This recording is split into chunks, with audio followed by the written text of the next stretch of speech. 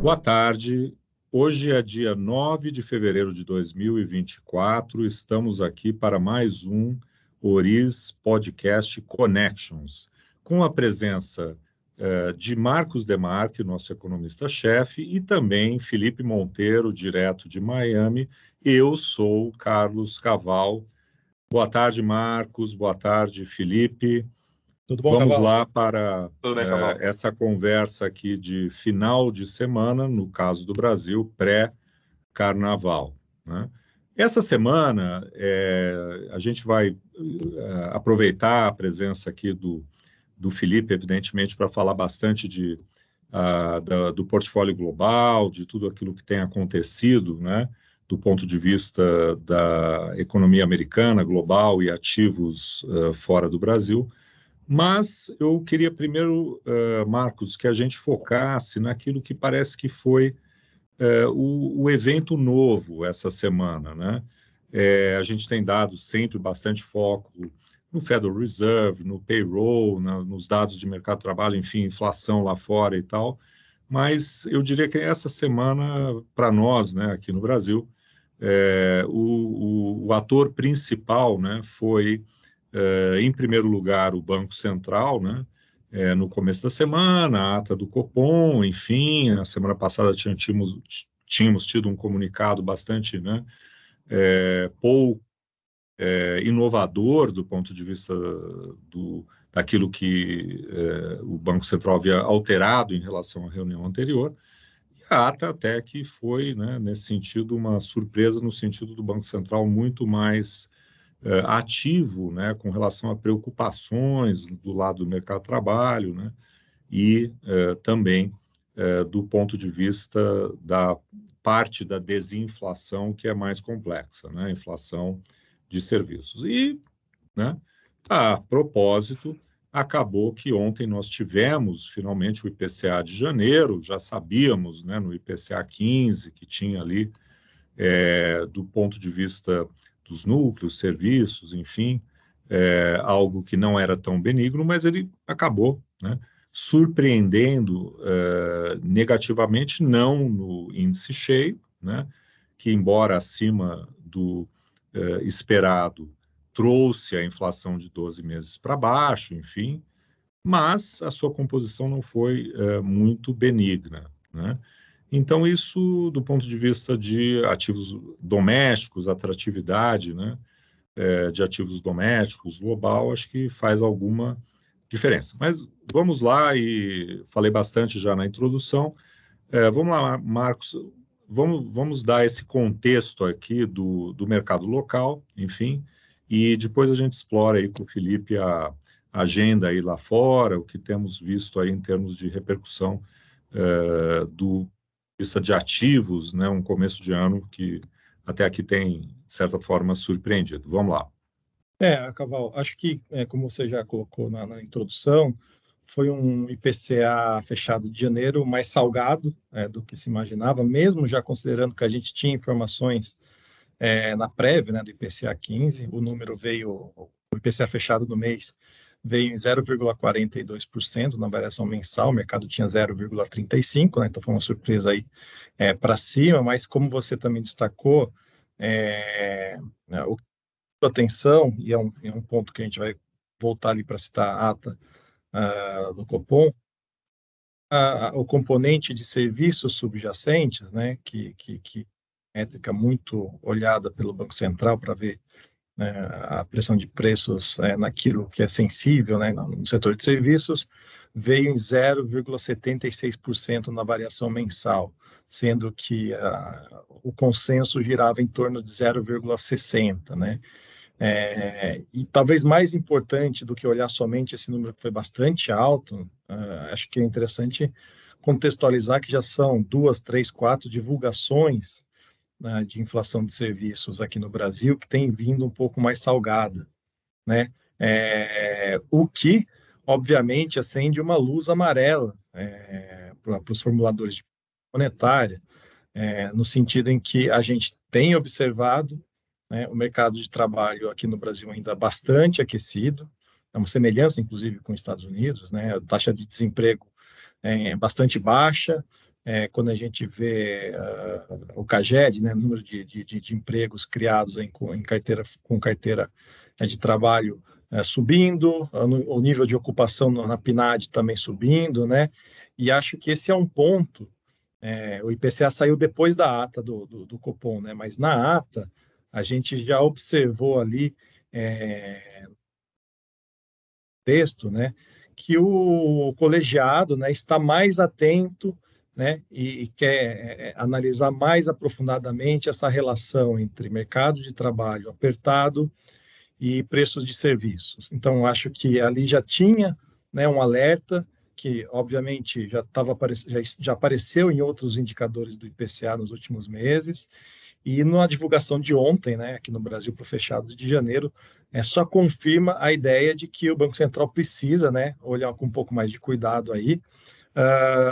Na prática, o que pode acabar acontecendo, né, com essa inflação de serviço um pouco mais pressionada é levar o Banco Central aqui no Brasil daqui uma ou duas reuniões, um pouco mais, pouco menos, difícil dizer, a rediscutir o ritmo, né, de afrouxamento da política monetária, né, se continua de 50 em 50 pontos base.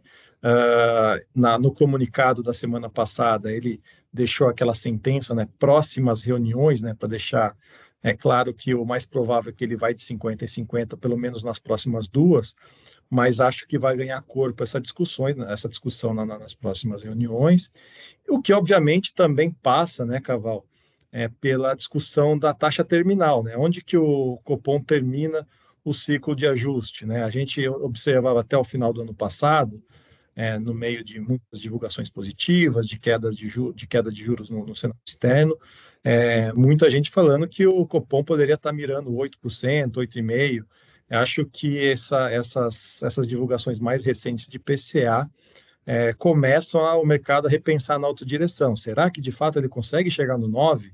Será que ele vai interromper o ciclo no 9,5%? Então, já ficou um pouco mais complexa essa discussão e, obviamente, daqui em diante, a inflação vai continuar, vai ser continuar não, vai receber uma dedicação maior, mesmo porque, né, Caval, daqui a em pouco tempo, aquele efeito base, né, que puxou o acumulado em 12 meses para baixo, né, ao longo de quase todo 2023, vai começar a sair de cena. Então, a discussão vai acabar ficando um pouco mais aprofundada daqui em diante. Acho que até porque, Marcos, vamos lembrar, né, nos últimos 6 meses, né, até o final do ano passado, né, o que surpreendia era como que, com um mercado de trabalho tão pujante, né, o desemprego muito baixo, enfim, a inflação de serviços, inclusive os serviços subjacentes, como que ela pode ser tão baixa? Então, aí apareceram várias explicações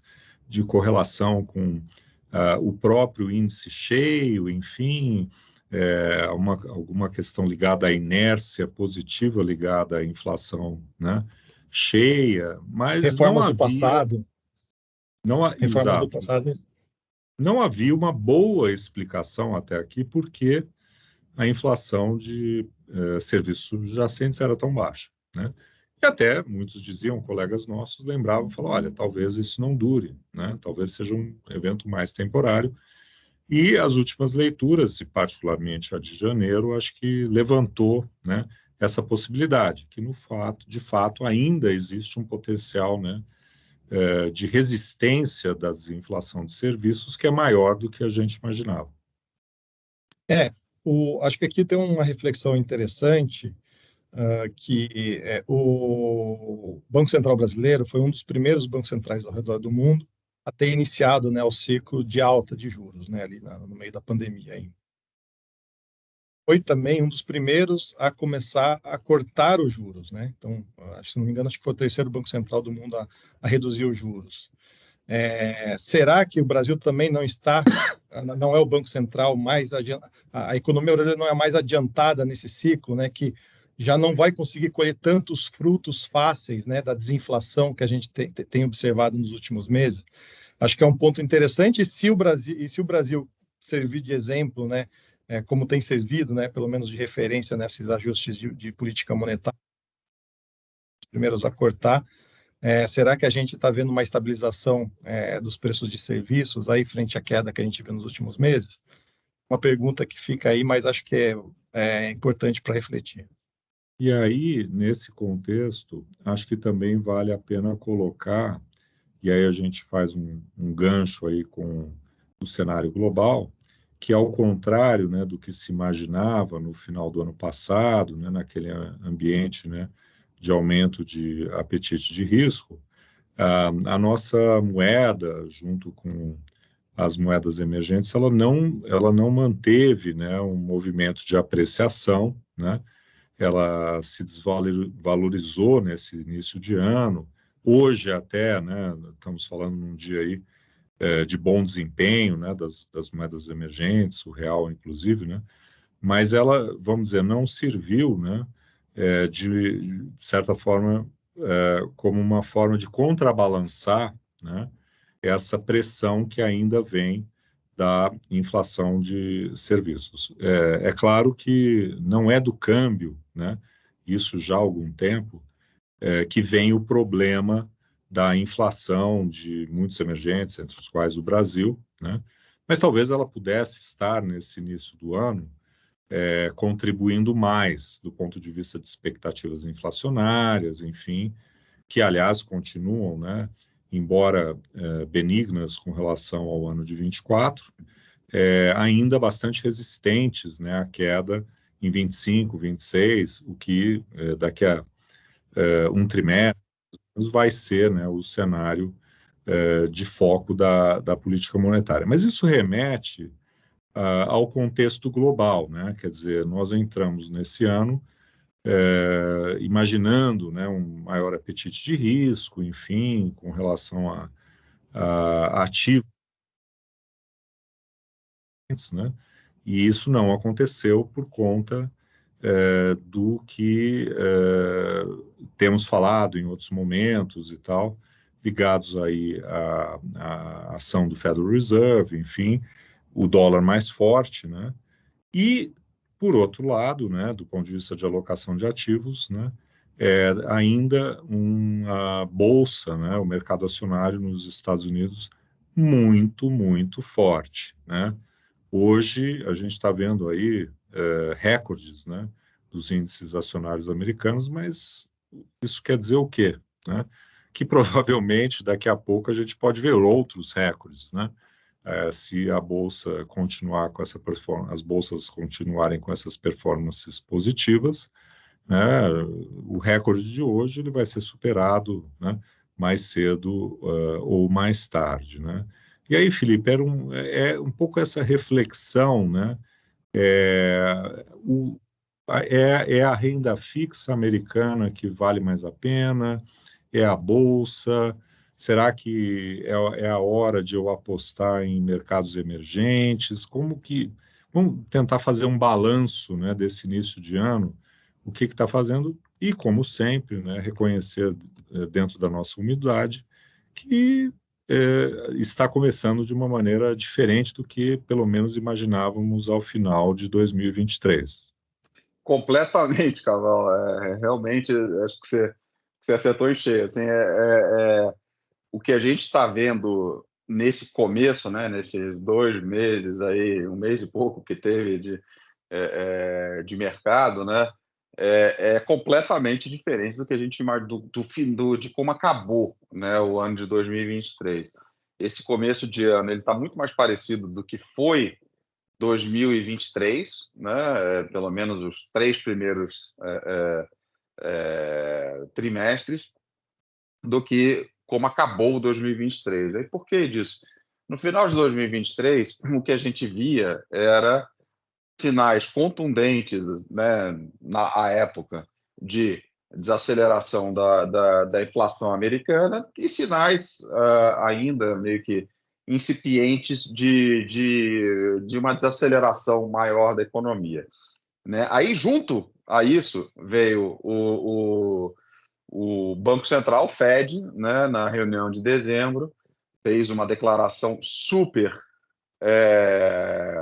interpretada pelo mercado, né, como se ele tivesse ali, né, prestes a começar um movimento de ciclo de queda, né? Ele deixou claro isso, ele falou, eu estou incomodado, o que me incomoda, eu não gostaria de deixar os juros por mais tempo do que o necessário, né? Essa foi a frase que o mercado interpretou como se ele já estivesse querendo iniciar esse momento esse novo ciclo de queda. E o que a gente viu nesses últimos 2 meses no final do ano passado foram justamente os setores que são mais cíclicos, né? Setores que são mais sensíveis à taxa de juros performarem muito bem, né? Então, a gente teve uma queda dos juros de quase 1% na parte, mais até do que 1%, né? Na queda de juros americanos. A gente viu setores mais cíclicos, como utilities, setores de healthcare, small caps, aqui performando muito bem, eram setores que estavam muito para trás, setores financeiros, de mercado imobiliário, enfim, todos esses setores que passaram um ano ali meio que amargando, não prejuízos, mas amargando assim, uma performance bem ruim em relação ao índice agregado, performaram muito bem. E a expectativa era de que esse ano, né, a gente fosse seguir na toada do que fechou o ano passado, né? Que justamente o mercado já teria meio que se conformado, né? De que não se conformado, mas já estaria um pouco mais convicto de que o movimento de queda era eminente, que em algum momento, né, a gente ia começar a cortar os juros, o mercado ele iria voltar ao normal, né, em termos de correlações aí de renda fixa e renda variável, e esses setores mais cíclicos fossem seguir performando bem, né? E o que aconteceu foi justamente ao contrário. A gente voltou a ter números muito fortes da economia, né? Semana passada, por exemplo, teve o dado de emprego que foi uma coisa absurda, um nível de surpresa, pegou todo mundo ali, ficou todo mundo, né, embasbacado com a discrepância entre o que era esperado e o que saiu, mostrando uma economia ainda muito forte, mercado de trabalho ainda muito forte, dados de inflação também pararam, eles seguem claramente numa tendência de queda, mas ainda né, pioraram um pouco na margem. Então, e além disso, todos os membros do Banco Central americano vieram a público, depois dessa declaração do Powell de dezembro, praticamente todos vieram ao longo do mês de janeiro, todos vieram falando que, olha, veja bem, o mercado se antecipou, a gente quer cortar juros, mas talvez não seja tão rápido quanto o mercado está botando no preço, talvez a magnitude não seja essa mesma. Então, você teve essa conjunção de fatores, né, que vieram jogando contra essa expectativa de uma queda de juros rápida e mais intensa, né? Então, com isso, o que aconteceu? Os juros subiram, né? A taxa de juros subiu quase 0,30 pontos, né? Saiu aí de 3,70 mais ou menos, chegou a bater 4,20, agora está 4,17 mais ou menos, os 10 anos. A parte curta da curva, ela subiu um pouco, mas menos do que a parte longa. Os setores que foram justamente os que performaram bem quando os juros caiu, performaram mal. Então, você pega, por exemplo, uma discrepância que teve nesse começo de ano, né? O Nasdaq subiu quase 7%, o S&P subiu 5 e pouquinho, e o S&P Equal Weighted, né, que expurga esse efeito das empresas maiores, né, das big techs, aí ele está no zero, ou seja, os setores que não são as big techs, né, eles não performaram bem, estão meio que no 0 a 0 no ano.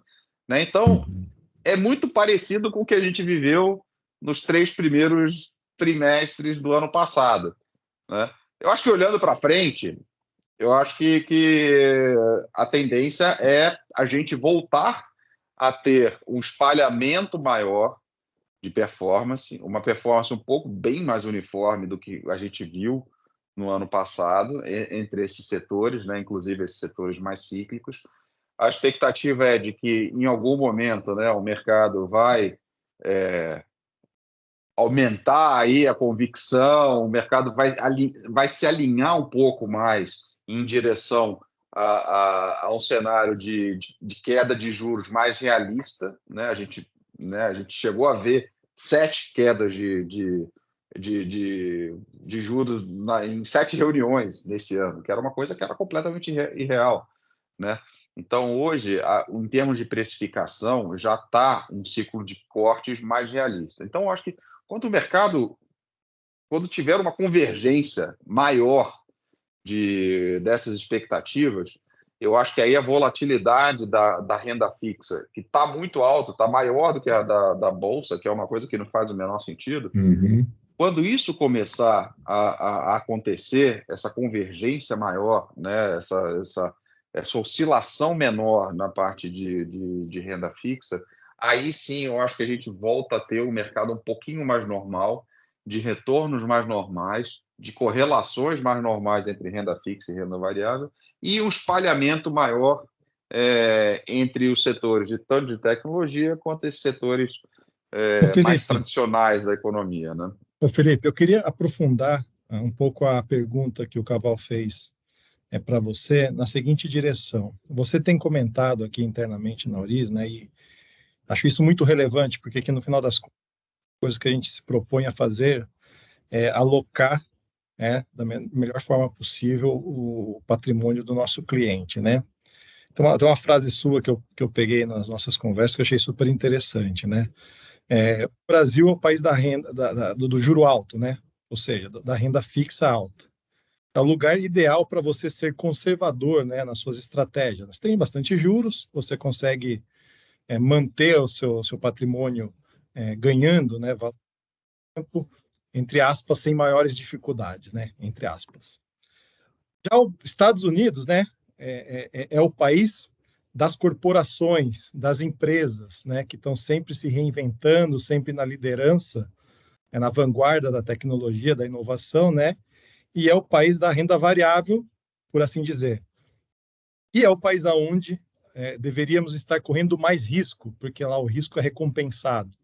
Eu queria que você explicasse um pouco mais essa sua frase, que eu achei espetacular, né, porque a gente fica tentando esperar, né, muitas vezes a Bolsa aqui no Brasil, aplicações, intervenções do governo, né,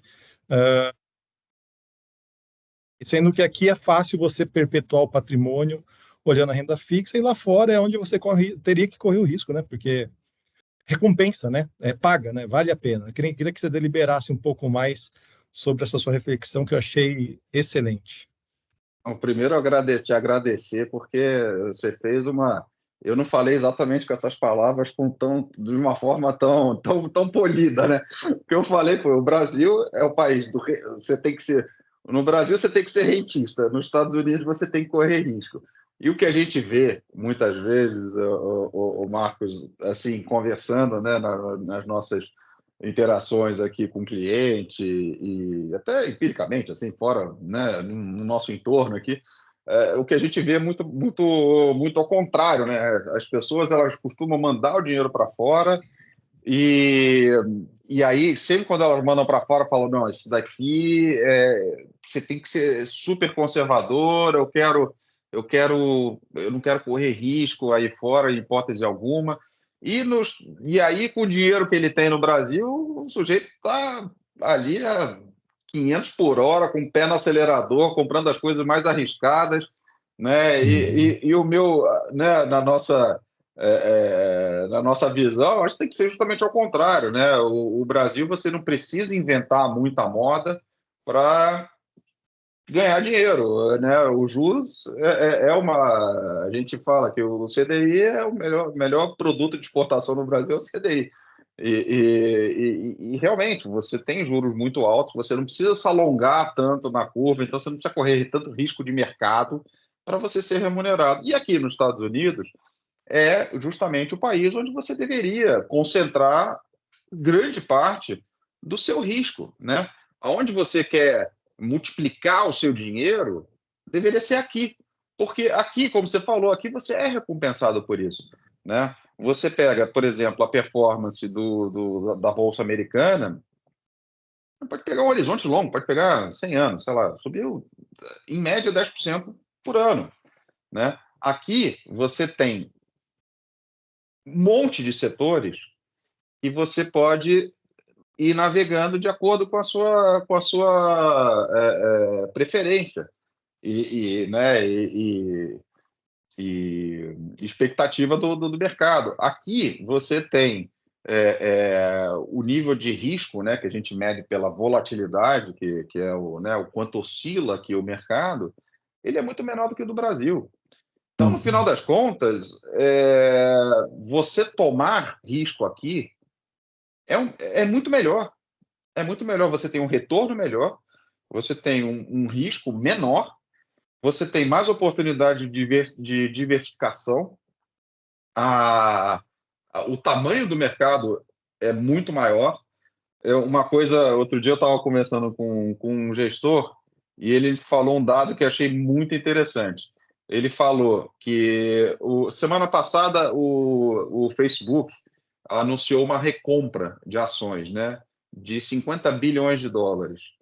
Aí ele falou, olha, 50 bilhões de dólares, que é só o que o Facebook, que, digamos de passagem, Facebook há 15 anos, 10 anos atrás, ninguém, né, nem falava. Hoje é uma das maiores empresas, né, dos Estados Unidos e do mundo, né, só para, entre parênteses aqui, em 10 anos, como a economia americana se transformou, né?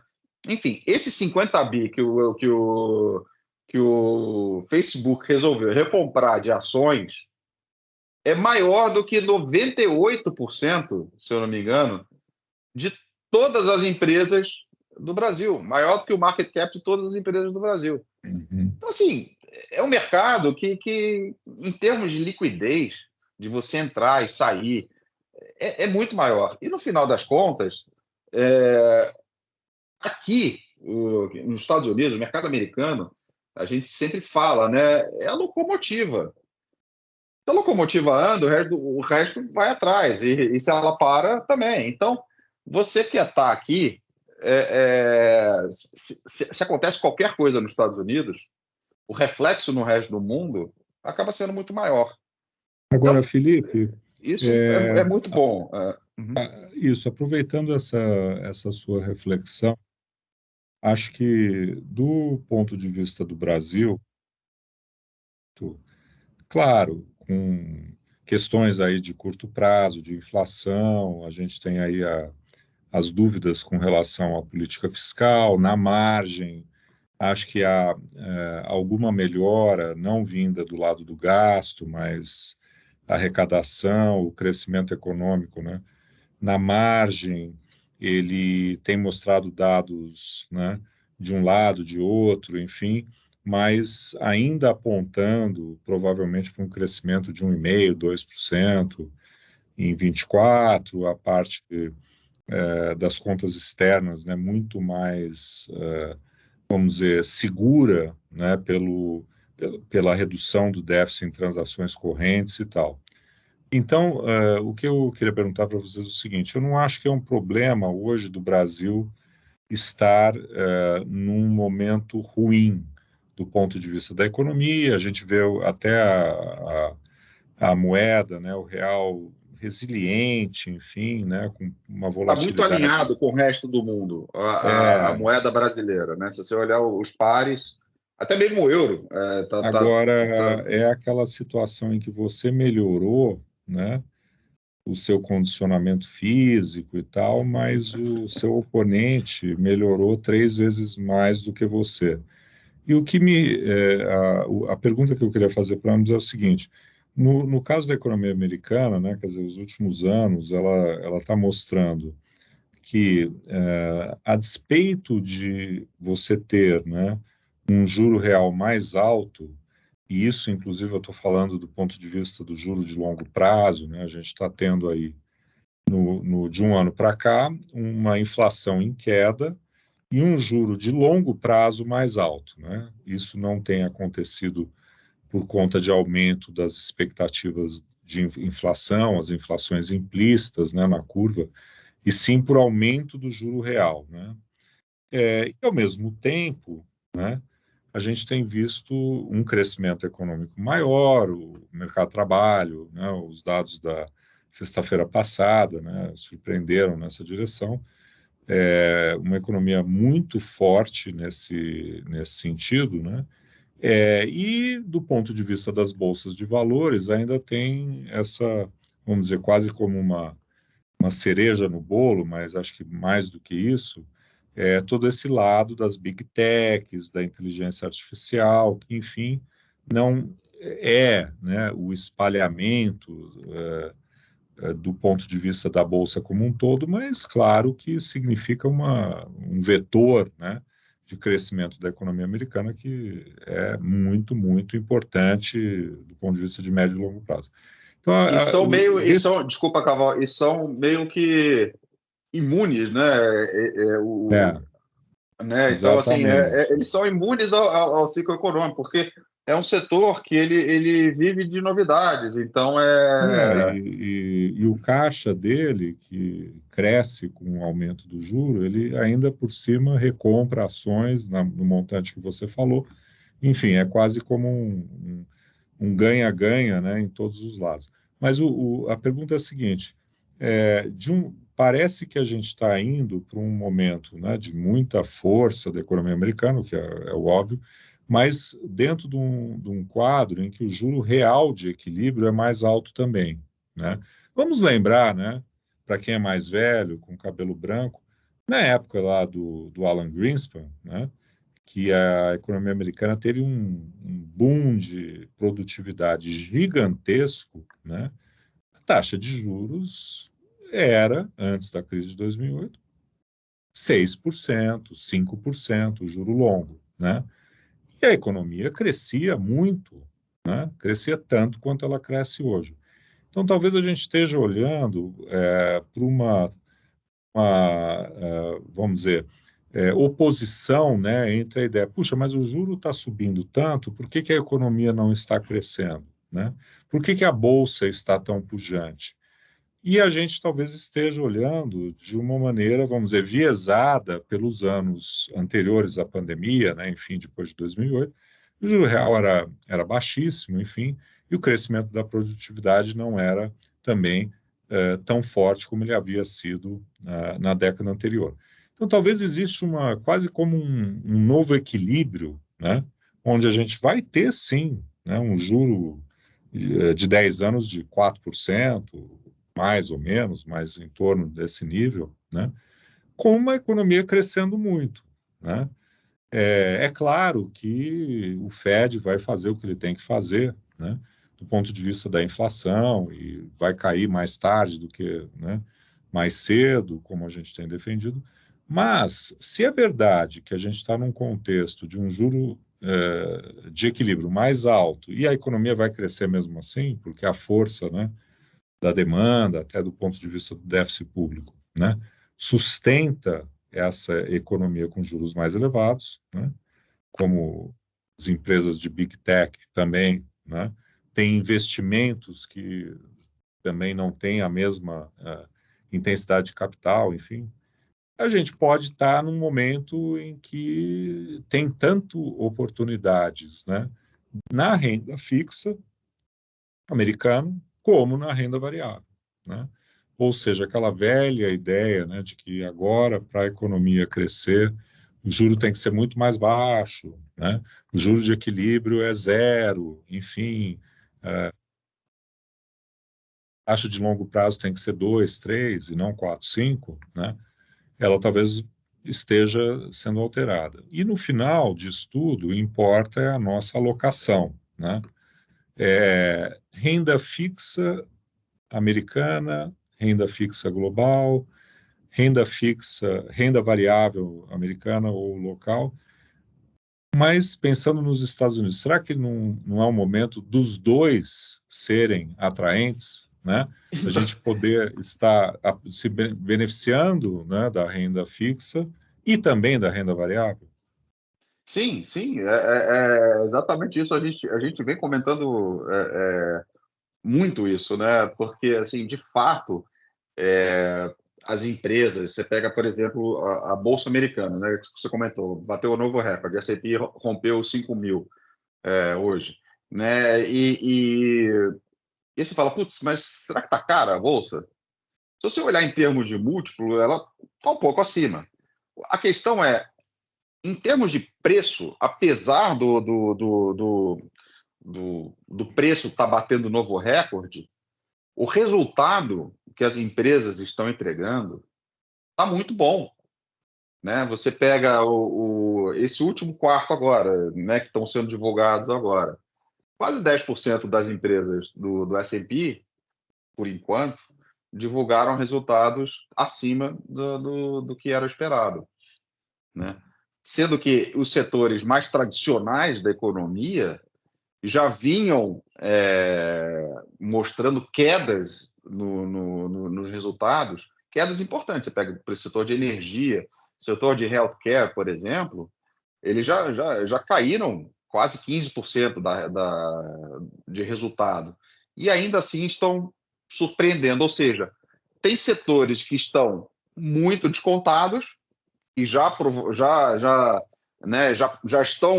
colocaram no preço ali um cenário de economia menos aquecida, e você tem setores que seguem ainda apresentando resultados excepcionais, como, por exemplo, o setor de tecnologia. Você pega das 7 big techs, né? 6 já divulgaram. Tirando Google e Amazon, o resto foi tudo positivo. Foram todos positivos e, assim, por números bem altos, bem assim, de surpresas bem positivas, né? Então, aonde eu quero chegar? Realmente parece que a Bolsa Americana, eu acho que você pode ver, por exemplo, no setor de tecnologia, que é um setor que parece caro, mas, na minha opinião, não está. Eu acho que a gente está começando ainda a ver esse movimento todo que você está tendo de inteligência artificial, é um movimento muito incipiente, né? Eu acho que isso daí, se você pega empresas mais ou menos, por exemplo, como Microsoft, por exemplo, né? A capilaridade que a Microsoft tem, a velocidade com que ela consegue implantar essa nova tecnologia no microsistema dela, né, no ecossistema da própria Microsoft, é muito rápido, né? Ela lançou um negócio chamado Copilot agora, que é simplesmente você usar a inteligência artificial para te ajudar em tudo que é relacionado dentro do ecossistema do Microsoft Office. Isso daí é um negócio que todo mundo é plug and play. Você chega lá, você instala um negócio, no dia seguinte está todo mundo usando. Então, tem ainda muito ganho de eficiência por esse lado, né? No outro lado, você tem empresas dos setores mais tradicionais que, como eu falei, já estão muito descontados, que já caíram os resultados, já refletiram um ambiente de juros maior, né, um ambiente de crescimento menor, então já estão bem precificados. Então, a Bolsa, realmente, ela parece que ainda tem bastante gás aí para a Bolsa Americana, né, estou falando. Ela ainda tem bastante gás para seguir. Do lado da renda fixa, é a mesma coisa, né? Os juros de curto prazo estão aí a 5 e pouquinho. Você tem 6 trilhões hoje, né, de estacionados aí em fundos de money market, que são caixa, né, fundo caixa, basicamente. Ou seja, tem muito dinheiro ainda para entrar nessas apostas. Então, eu acho que, por exemplo, a parte longa da curva, que está precificando aí, você pega a taxa de 10 anos, que está quase aí 4,20, está 4,17 agora, né? Eu acho que é uma boa oportunidade. Eu acho que é uma boa oportunidade de você já alongar um pouco seus investimentos, sair um pouco do risco de reinvestimento. Agora, por que isso por que não está todo mundo fazendo isso? Por que está todo mundo ainda reticente em relação à parte longa da curva e está indo mais para a parte curta? Primeiro, dois motivos, né? A curva está negativamente inclinada, ou seja, a parte curta da curva ela está oferecendo rendimentos melhores, né? Uhum. A parte longa, embora esteja oferecendo uma boa rentabilidade, ela está muito volátil. Então, você precisa ter um pouquinho mais de estômago, um pouquinho mais de apetite de risco para você ir para a parte longa. Então, não me parece ainda que é o momento de você ir para a parte longa da curva. Mas vai ser, em algum momento vai ser, e em algum momento essa parte longa vai dar muita oportunidade. E aí eu acho que você vai ter um pessoal saindo um pouco da parte curta da curva, né, que abrindo mão desse rendimento mais alto e indo um pouco mais para a parte longa para já garantir um risco de reinvestimento menor, né, na renda fixa. Então, realmente parece um ano onde as duas coisas estão oferecendo boas perspectivas. Ô, Caval, eu, assim, vale sempre lembrar, né, não perder de vista que a pandemia, o que no final das contas, uma das coisas que a pandemia causou, né, para, no final das contas, resguardar, né, a economia, foi uma alavancagem tremenda do setor público, né? O setor público gerou enormes déficits fiscais, No né? Não mundo só nos Estados inteiro. Unidos, no mundo inteiro, né? Mas especialmente nos Estados Unidos, né? Que o setor privado estava desalavancando, né? E está desalavancado de maneira geral, né? Então, o que acabou acontecendo, né? E que acho que ajuda a responder um pouco dessa história do juro real neutro da economia americana, né? É que o setor público se endividou tremendamente, né? Não tem nenhuma perspectiva de qualquer reversão disso no curto prazo, pelo contrário, né? Teremos aí um ano eleitoral onde provavelmente esse assunto ficará meio jogado, não é a prioridade, independente de quem venha ganhar a eleição, também parece que não seja qualquer foco, né, de política econômica daqui em diante. Então, déficits do patamar que a gente tem visto, né, nominais aí da ordem de 5, 6, 7%, contribuem, né, para essa percepção, né, de que os juros têm que ficar mais alto, né? O governo americano, obviamente, goza de um privilégio muito alto, né, de conseguir emitir dívida e essa dívida ser digerida pelo mercado, né? Mas tem um prêmio nisso daí, né? E acho que passa por isso, porque, entre outras coisas, né, déficit fiscal elevado significa gasto público elevado, o que é dinheiro na economia, atividade, inflação. Isso para não falar, né, Caval, que e do a lado gente técnico, desculpa, Marcão, mais oferta de papel, né? Quer dizer, quanto mais oferta você tem de papel, menor o preço dele, né? O renda fixa é inverso, então o juro sobe. O juro sobe. E na Europa vale a mesma lógica, né? Governos que estão buscando sanear a questão do problema energético, questão de incentivar a inovação, transição energética, questão de voltar um pouco mais gasto militar. Então, é um mundo com déficits maiores, com tendência maior da inflação ficar acima do que era aquilo que a gente via no pré-pandemia, né? Então, tudo isso contribui, evidentemente, para a gente ter um juros estruturalmente mais altos, né? Então, acho que, passando um pouco pela pergunta do Caval, isso tem que estar sempre na nossa cabeça. E a gente vê, né, do ponto das contas externas do Brasil, né, que tiveram uma melhora excepcional, né, do ponto de vista da queda do déficit em transações correntes, por conta da balança comercial, de um lado, né, fortalecendo a economia, deixando desse ponto de vista, as contas externas numa situação muito mais resiliente, né, do que foram, né, nas últimas décadas e tal, a gente vê um canal financeiro um pouco mais acanhado, né, o investimento de portfólio já há algum tempo não contribui de maneira importante, né, do ponto de vista do financiamento do déficit externo, e ao longo de 2023, a gente viu que, inclusive, o investimento direto, né, estrangeiro, ele, embora na Banco Central, por conta de revisão metodológica, ele não tenha, no fundo, caído tanto quanto se imaginava frente a 2022, ele caiu, né? E conversando essa semana com investidores lá estrangeiros, eles me falavam que essa também é a realidade em países, né, que no caso desse fundo eles cobriam, é a mesma coisa que está acontecendo na Índia, no México, né?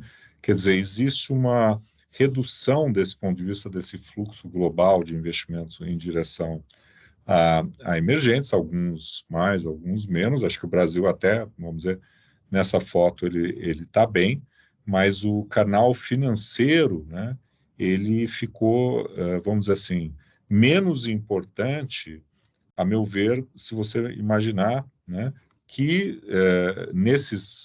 tanto nos Estados Unidos, sobretudo, mas também na Europa, você passou a ter déficits fiscais muito mais elevados, políticas, né, como você falou, Marcos, do lado energético, ou mesmo a política industrial americana, enfim, liderada pelo Biden, no sentido de você fazer, né, o onshoring, enfim, ter a questão da segurança energética, e nesse contexto parece que os países emergentes, que até hoje estão numa posição mais favorável por conta de suprimento de commodities, como no nosso caso, eles não serem tão atraentes assim do ponto de vista das suas taxas de crescimento e suas taxas de juros, né, que antes, né, eram, né, muito maiores do que, pelo menos depois de 2008, que aquelas que vigiam, né.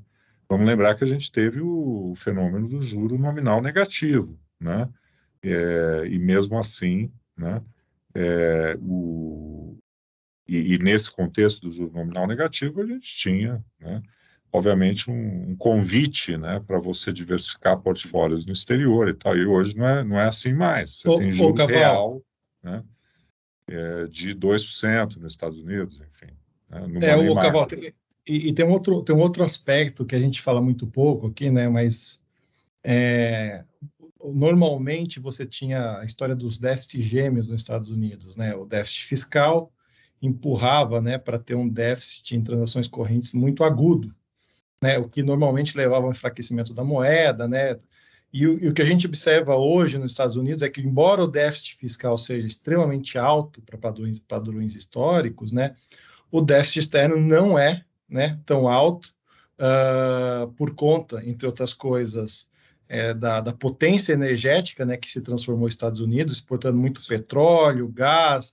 Então, isso amorteceu, vamos dizer assim, a questão da moeda, né, porque normalmente, né, com déficits elevadíssimos fiscais que traziam os déficits em transações correntes muito elevados também, coisa que não existe nesse momento, né, aprofundava, né, uma deterioração da moeda americana. Então, neste momento, não é o que a gente está vendo e justifica, inclusive, a força da moeda perante a maior parte das moedas do mundo. E o déficit público elevado lá, ele está sendo, né, crescentemente financiado internamente, né? A gente está vendo aí a pujança dos fundos, né, de money market, enfim, os próprios bancos, né, na medida em que esse excesso, né, de endividamento, ele, por até questões geopolíticas aí ligados à guerra na Europa, o distanciamento da China, a gente acaba tendo uma demanda relativa menor, né, do que existia no passado, desses grandes, desses países, né, na Ásia, Europa, Rússia, China, que eram, né, O Japão países... parece que voltou agora. Nesses últimos, a gente teve uma sequência aí, Caval, desculpa te interromper, né? Claro. A gente teve uma sequência aí de leilões de treasury aqui que parece que foram muito bons, né? E Muito parece bom. que o investidor japonês que estava meio... que é é importante, né? É um volume muito grande que para treasury aqui, ele voltou, né? Juro é Exatamente. muito atraente, né? Sim. Nós aqui na Uriza, a gente tem já há algum tempo, né? Fizemos inclusive já no ano passado um vídeo com a Oaktree, né? Falando da atratividade do high yield americano, enfim. Ou seja, tem uma mão contrária, né? De você aqui, num país que historicamente tem uma renda fixa muito atrativa, a passar a considerar, né, a atratividade da renda fixa americana. E isso funcionou muito bem, né, desde que a gente começou, né, e a gente continua confiante nesse tipo de aplicação e também, né, no mundo da renda variável. Realmente uma novidade em relação ao que a gente viu. Né, eu acho que o resumo de tudo que você falou aí, né, você e o Marcão, né, no final das contas, todo mundo melhorou, e você falou exatamente isso, né? Só que os Estados Unidos melhorou ao cubo, então, putz, é difícil, né, de vir esse fluxo que a gente espera, né, para investimento, né, no Brasil, no mercado emergente, até mesmo na Europa, em qualquer outro lugar, fora dos Estados Unidos, né? É difícil esse dinheiro sair daqui, porque aqui é o melhor. Exato. Está sendo melhor, né? Então, para que o investidor vai inventar moda, né? Até na terminologia dos investidores, né, americanos, você fala, né, com relação aos emergentes, né, quando tem ou não fluxo para o emergente, você tem que considerar, né, o push factor, que é aquele que, do ponto de vista de quem está lá, está empurrando, né, quem aloca investimento para fora do país, né, porque tem oportunidades na renda fixa, na renda variável, que vale a pena aproveitar, né? Vide China, por exemplo, né, durante muito tempo, ou os pull factors, que te atraem para aquele país especificamente, porque você vê lá fundamentos e tal, etc. Né? Então, no Brasil, durante muito tempo, né, a gente predominou, a gente não estava atraindo, né? O outro é que estava sendo empurrado para investir aqui porque o juro era baixo, enfim, etc. Né? Teve um momento em que não era nem uma coisa nem outra, né? O juro era baixo lá e aqui a gente estava numa mega crise, né? Hoje, eu diria assim, o Brasil atrai, ele tem condição de atrair, os nossos fundamentos eles estão muito mais sólidos, né? Mas lá fora não tem Ninguém não quer tem o sair. push, né? Ninguém Não quer tem o sair daqui, né? motivo do cara sair, né? Então, é isso que acho que é um pouco resume aí o quadro atual. E com isso, né, a mensagem que a gente quer dar, né, para os nossos clientes é a necessidade da gente olhar, né, crescentemente alocações em ativos externos, não por problemas, né, que estamos tendo, por conta de falta de oportunidade, mas pela necessidade de você diversificar, né, em oportunidades que existem, né, fora do Brasil, especialmente a economia americana, tanto na renda fixa quanto na renda variável. Isso é uma coisa, Caval, último ponto aqui, que eu acho que os nossos clientes, né, e o investidor, de maneira geral, precisa ter, né? Muitas vezes a gente vê o sujeito mandando dinheiro para fora porque ele quer sair do Brasil. Ele não está pensando em oportunidades melhores. É exatamente isso que você falou. Eu acho que a gente precisa educar os nossos clientes. A gente tem feito muito esse trabalho de que o investimento aqui fora não é simplesmente uma maneira de você não deveria pensar o investimento externo como uma maneira de fugir do Brasil, de salvaguardar o seu dinheiro, né? e sim como uma oportunidade de ganhar dinheiro, né? Então, acho que essa é uma... A gente está tentando aqui, é difícil, mas a gente vai conseguir. Não é fugir, mas e sim entrar, conhecer uma coisa nova e mais diversificada. Bom, pessoal, então falamos bastante aqui, sexta-feira, né, aqui no Brasil, véspera de Carnaval. Obrigado aí a todas e todos aí que nos prestigiaram aí nesse podcast. E voltamos aí na semana que vem para aquilo que no Brasil é realmente o começo do ano, né? Dizem que é depois do Carnaval, pelo menos esse ano vai começar mais cedo. Né? Então, obrigado aí, Marcos, Felipe, e bom fim de semana aí, bom Carnaval para todos. Obrigado, até uma bom próxima. Carnaval para todos. Até mais. Tchau, tchau.